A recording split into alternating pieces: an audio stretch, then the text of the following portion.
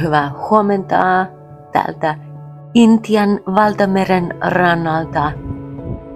Onpa täällä kylmä, mutta onneksi minun partnerini lämmittää minua. Täällä on paljon nähtävää, tällaisia luonnon ihmeitä. Miten luonto voikaan tällaisia kaivertaa tänne. Tässä on ne apostolit ja jääkylmä tuuli. Välissä on hienoja hiekkarantoja. Sinne alas on rakennettu portaita, mutta ne on turvallisuudesta suljettu. Varmaan liikaa tyhmiä turisteja. Katso ja ihaile tätä. Kuuntele, miten tuuli tuivertaa.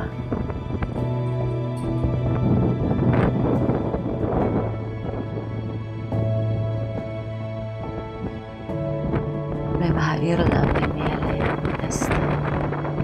Ja irlantilaisia tänne saapuikin, mutta joillekin kävi köpelösti.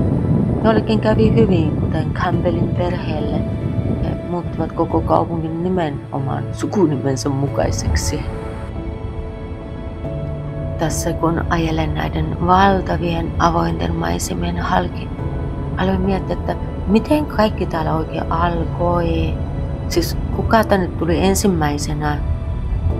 Se oli brittiläinen kapteeni James Cook, joka saapui Australian itärannikolle vuonna 1770 ja nimesi sen New South Waleksi.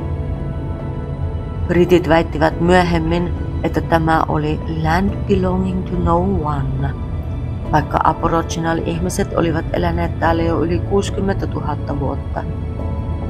Tuo ajatus terra nullius antoi heille oikeuden kolonisoida maan. Ensimmäiset tulijat olivat vankeja, jotka tuotiin vuonna 1788. Ja vasta kultaryntäyksen aikaan ihmiset alkoivat tulla tänne kaikkialta maailmasta.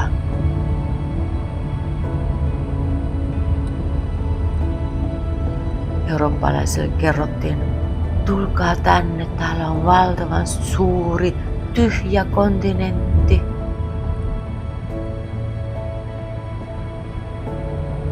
Ja hehän saapuivat.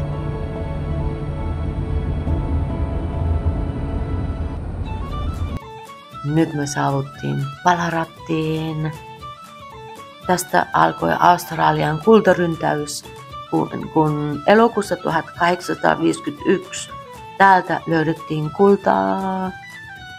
Ballarat nousi hetkessä yhdeksi maan rikkaimmista kultakentistä. Ihmisiä saapui kaikkialta maailmasta.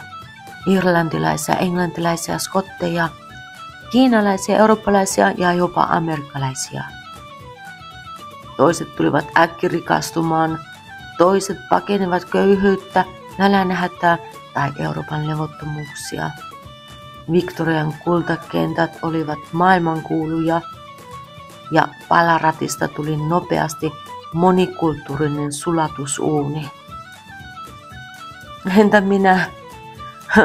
No, minä en täältä tänään kaiva kultaa.